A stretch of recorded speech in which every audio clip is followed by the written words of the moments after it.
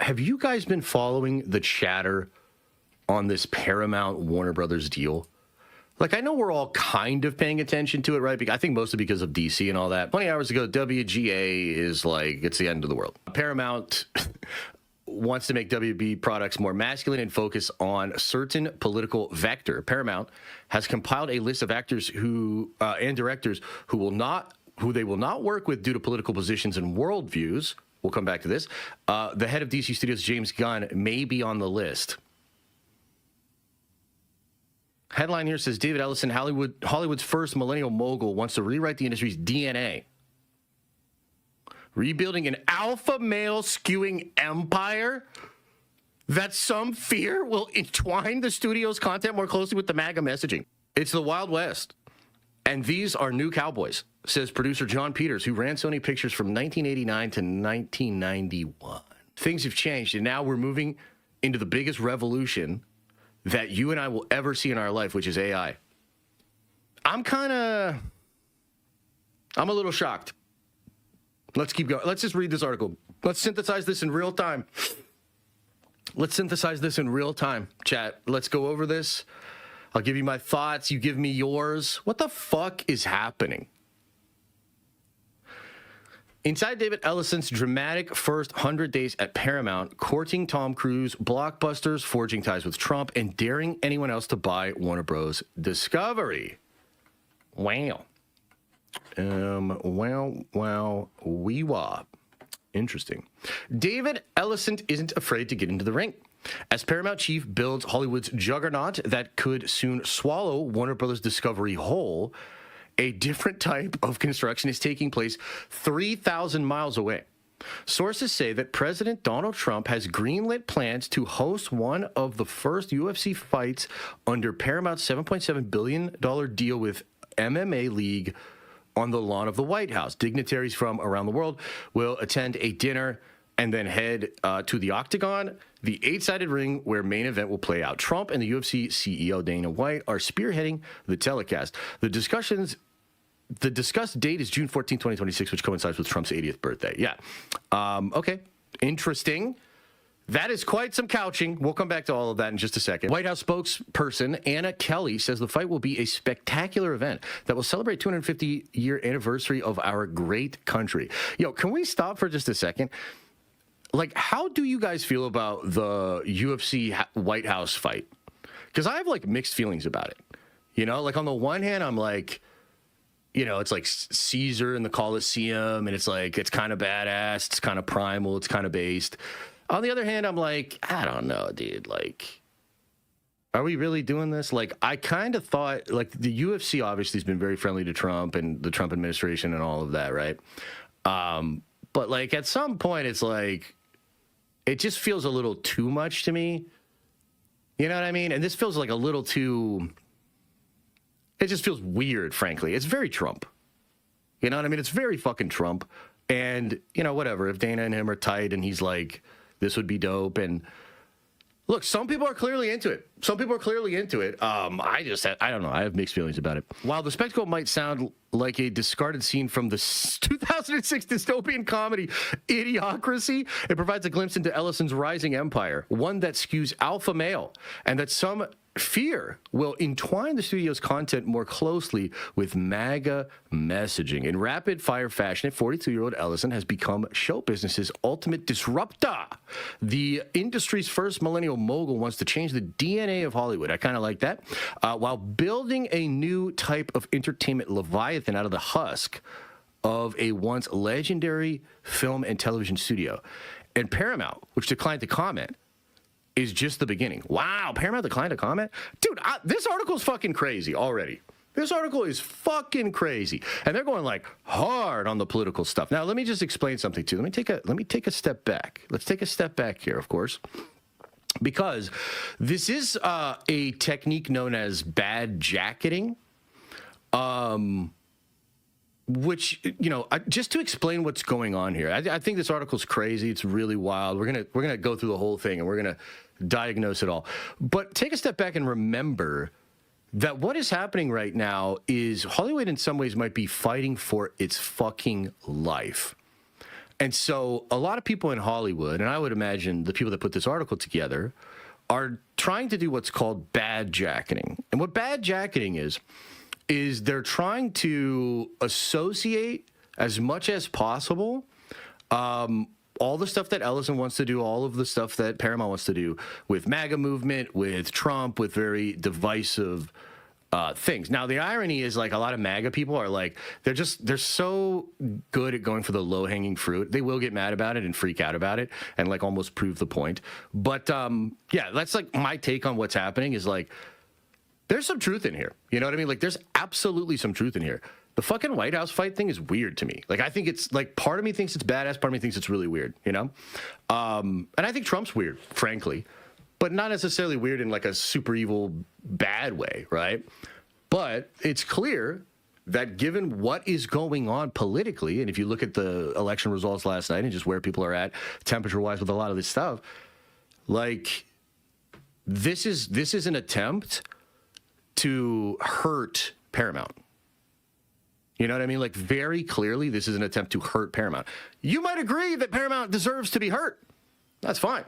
But for perspective, that is what's going on. Like, this is some crazy couching and bad jacketing. We're going after Warner's. Ellison told confidants even before the Paramount deal got the Trump administration's approval. I want to be in the top 3, not the bottom 3. Yeah, it's pretty wild, dude. I mean, that's pretty wild. By the accounts of many industry insiders, Ellison has been busy leveraging his family's extraordinary wealth and access to President Trump to prepare for a buying spree.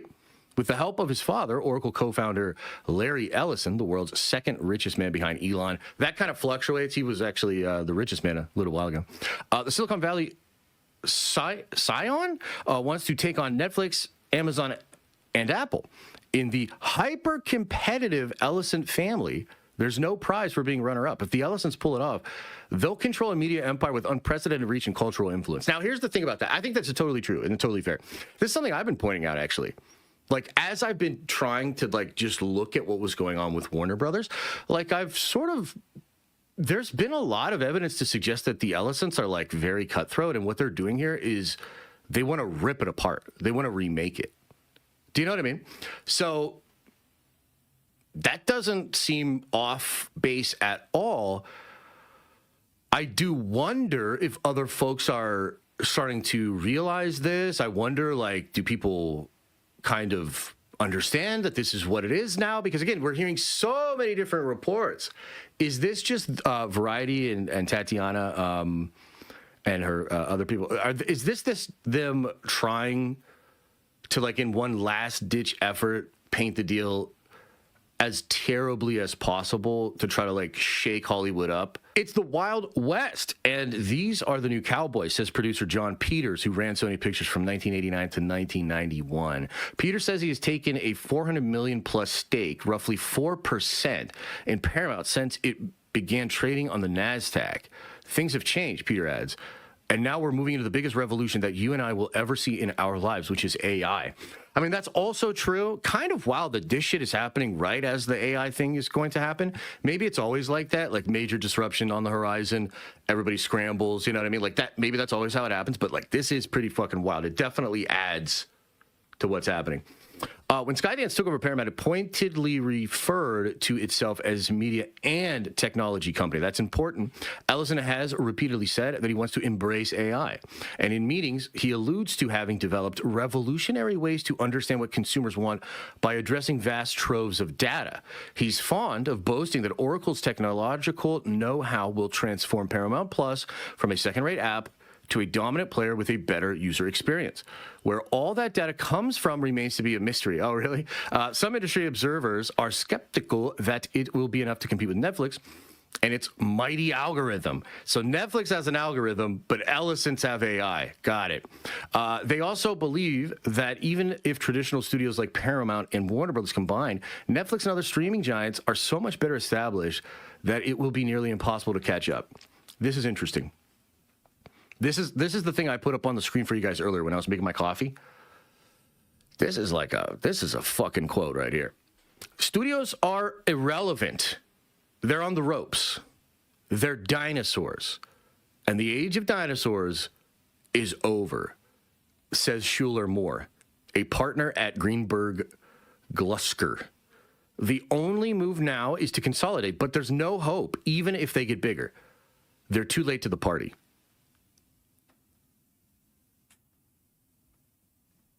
Oh, my. Again, I mean, this is, this is the variety's trying to panic. The redcoats are coming, kind of shit. Like, this is like Paul Revere running through the streets, like, and also, they're not wrong. I mean, again, there were other voices in this conversation that said something like this could be happening. That's a pretty strong quote. This kind of feels like, to me, if you get somebody on the phone, they're a source, and they're like, do you have a comment? And the person's like, oh, do I have a comment, motherfucker? Yeah, I think I have a comment. Here's my comment. Like, it strikes me like that kind of energy, which is pretty brazen, but also, like, maybe accurate to the temperature over there. Like, again, this shit is... It seems as though this is pretty wild, huh? Not according to David Ellison, who projects an image of Paramount as a land of abundance. He wants more content, not less, says one source with direct knowledge of his thinking. The proof is in the mad dash his film chiefs are making to build their slate from its current 8 annual releases to 15 by 2026, 17 by 2027, and 18 by 2028. Cindy Holland, who helped Netflix develop its original programming strategy and is now running Paramount direct-to-consumer operation, is opening the purse to bring better programming to Paramount Plus. Man, we've quoted Cindy Holland before. She's got some brutal fucking quotes, too, actually. I don't know if you guys remember. I think it was maybe it was Monday or maybe it was the week before. I had talked to you guys about some of her quotes, and they were the ones where I first got out here and was like, dude, this might go a bad way for Warner Brothers. This might go a bad way for Gunn. It was her comments that I first came out, because she said something like, we want to target the 70% of the audience that we think is moderate.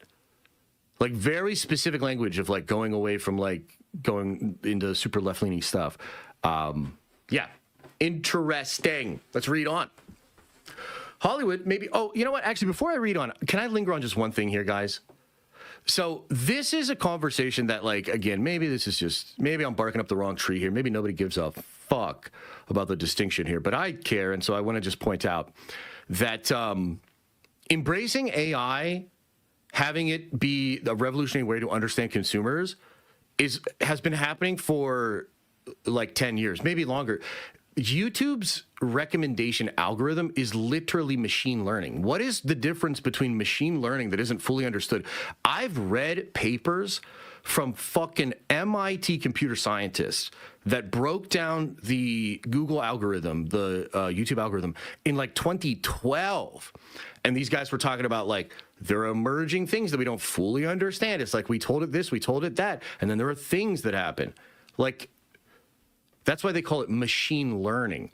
Well, to learn, you have to have some semblance of intelligence. And I only say this because this whole AI thing is, again, I think a lot of bad jacketing is happening where people are trying to frame what AI is as completely different than things we've been doing for 10, 15, 20 years. It's not true. Netflix's recommendation system is AI.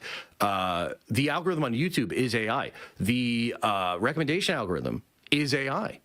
It's all AI. So this is just this is total framing. This is basically bullshit where they're Netflix has an algorithm, but Paramount's going to use AI. That's just to scare you. It's silly. Okay, let's read on. Hollywood may be weary of the Ellison family. The WGA called the prospect of Paramount buying Warner Brothers a disaster for writers, for consumers, and for competition, and vowed to work with regulators to block the merger. We talked about this. But an industry still reeling from the collapse of its peak TV has been re-energized by the emergence of a new, deep-pocketed buyer. And analysts credit Ellison for embracing the expansive vision. They clearly have a long-term point of view, says Jessica Reif Eldridge. What a fucking badass last name. That's cool. Bank of America Securities Senior Media and Entertainment Analyst. They have a plan to invest in more compelling content, and they're executing on it. Now, one other thing I want to say, because we just read that, and then there was a thing about how insiders are saying that Ellison wants more content, not less, right? And they were like, look at his chiefs, look at the people he's putting in on the Paramount side and how they're like upping shit. They'd probably do that with Warner Brothers. Now, within that chat, there is an implication that Gunn could stick around. And I tweeted about this. It's just an implication, and basically the entire framing that we've had for weeks now still remains.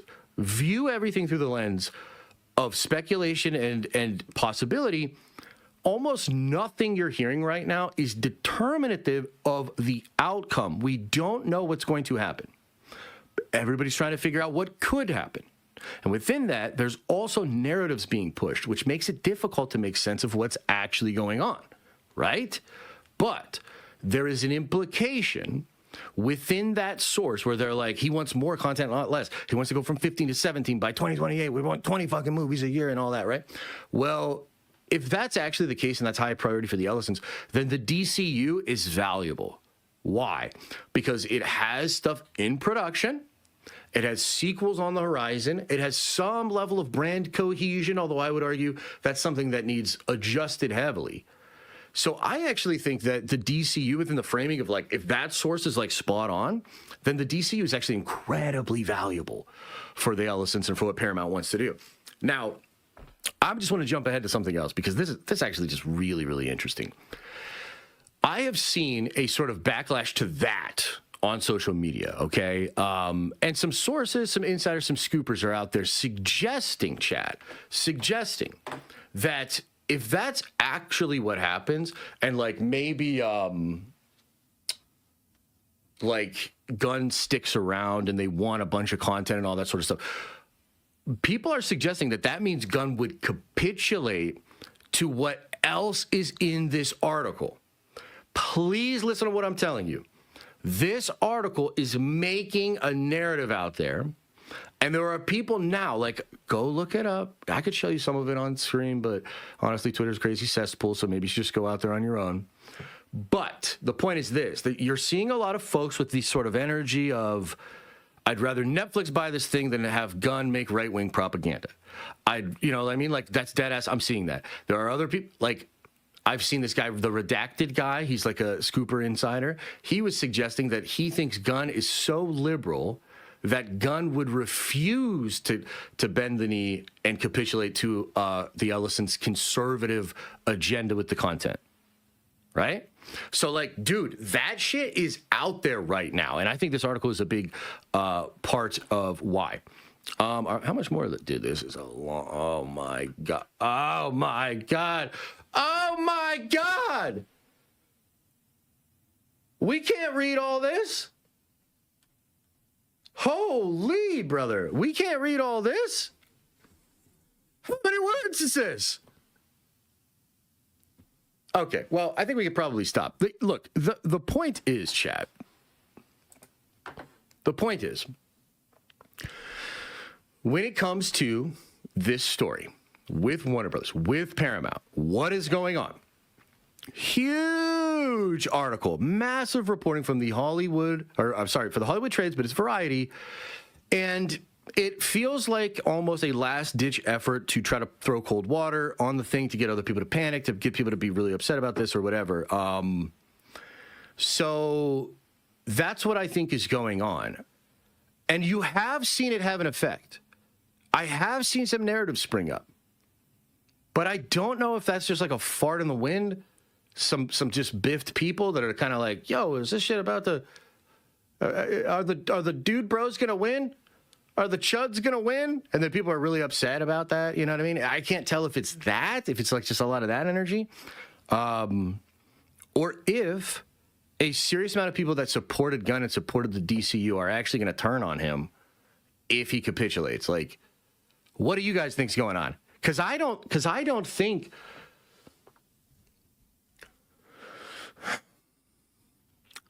I don't think it's going to matter much. I think this is, let me just tell you my current predictions with what's going on, okay?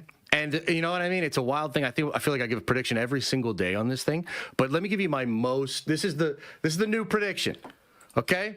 Okay, everybody? Okay? Listen to me. Listen to Papa Josh. Listen to me. This is my new prediction.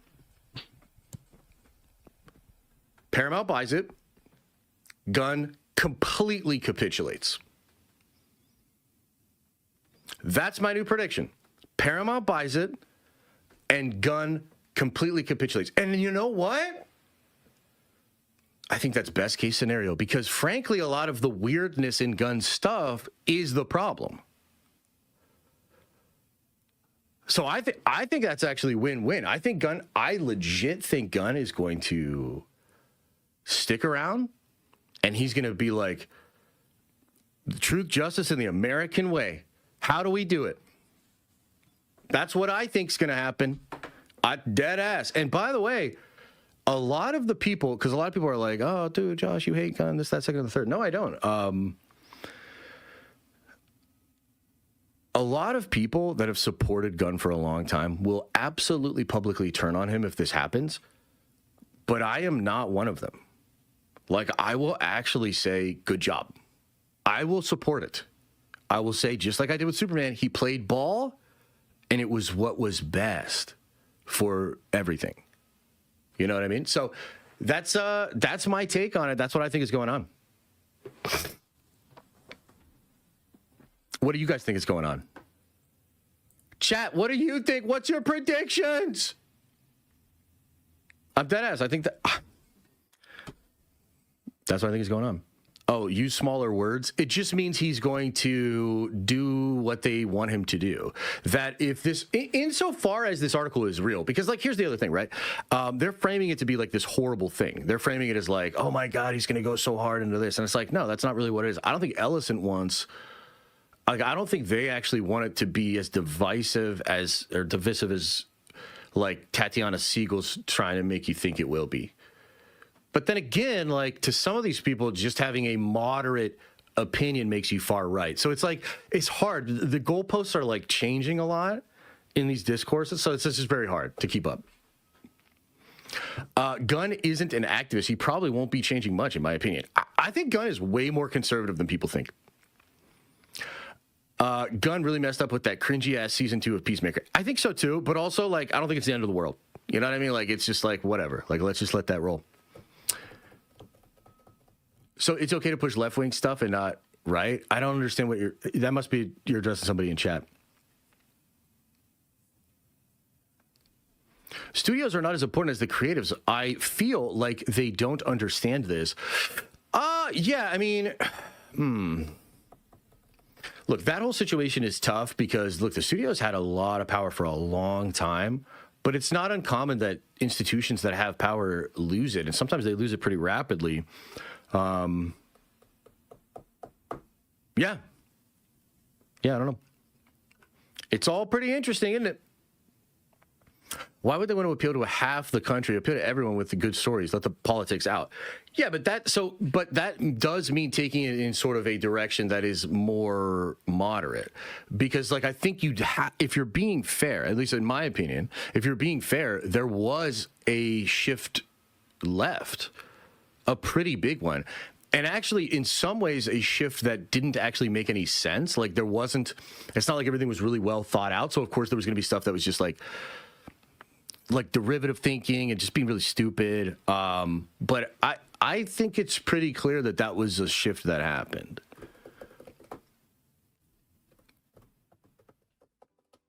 Superman didn't do very well. Anyway, a large profit. Superhero movies are still kind of over for now. Yeah. That is true. I don't know exactly what that means for the whole situation, though, because I think there's still a lot of juice in the genre. I just think that, like, the way it's currently going is it's going a bad way for sure.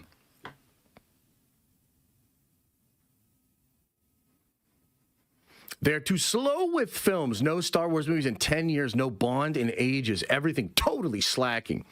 Yeah, I think the speed is a big thing for sure. And, nobody wants to hear it, but AI will obviously help that problem, yeah. Gunn used to be conservative, but his fear is now casting him to be a lefty. That just sounds like conjecture, man. I mean, maybe you're right, but I don't really see any evidence of it.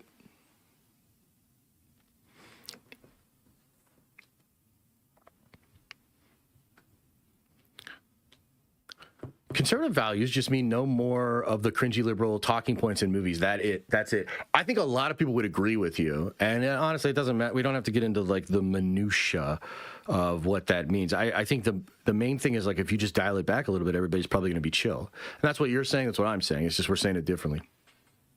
Just dial it back.